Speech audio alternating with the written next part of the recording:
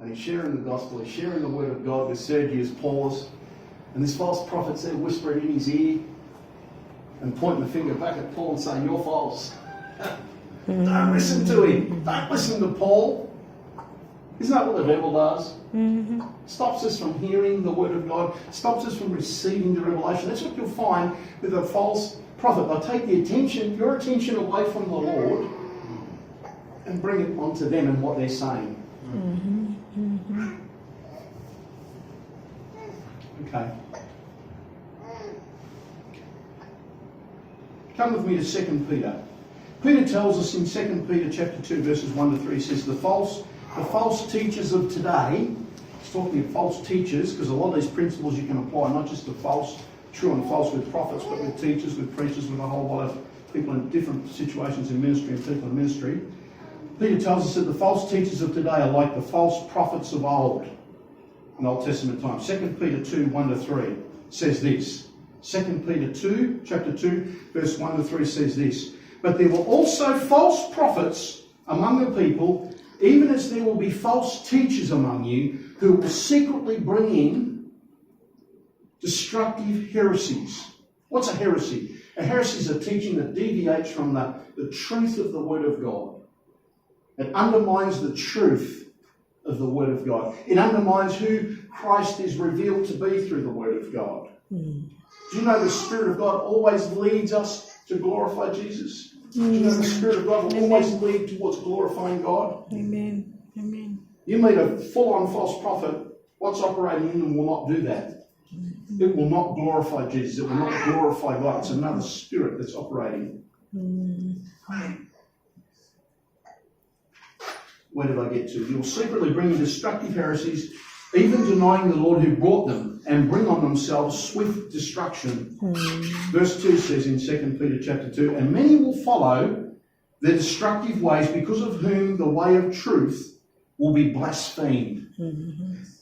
Sometimes people follow false prophets because they don't want to follow what's true and what's right, because they don't want to suffer persecution. Mm-hmm. Mm-hmm. Did you know this persecution comes with following the way of the Lord? Amen. Did you know that persecution will often come following the way of righteousness that's found in Christ? But see, a false prophet will lead you in another way.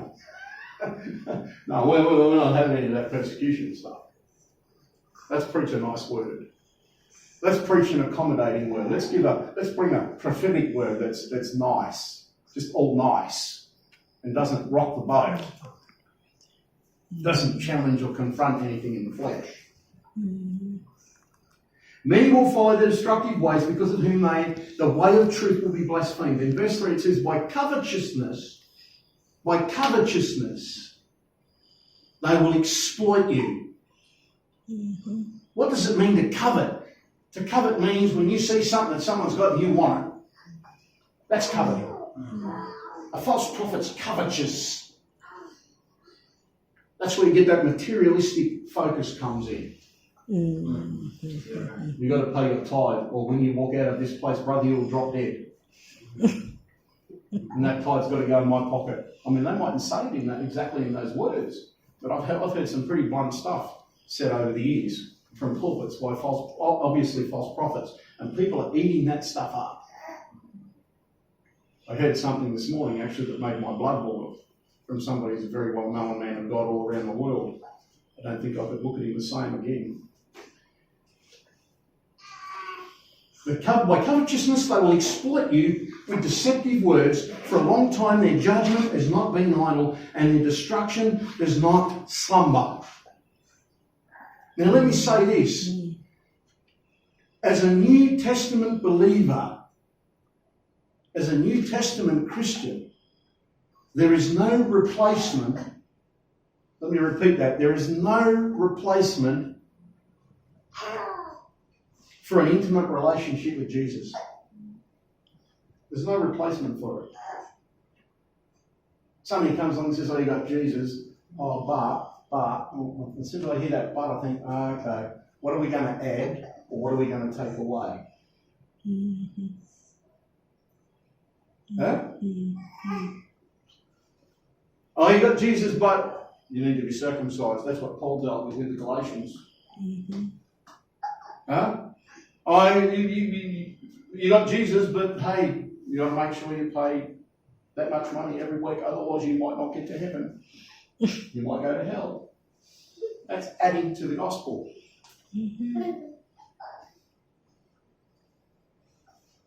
So there's no replacement. As a New Testament Christian, as a New Testament believer, there is no replacement for an intimate relationship with Jesus.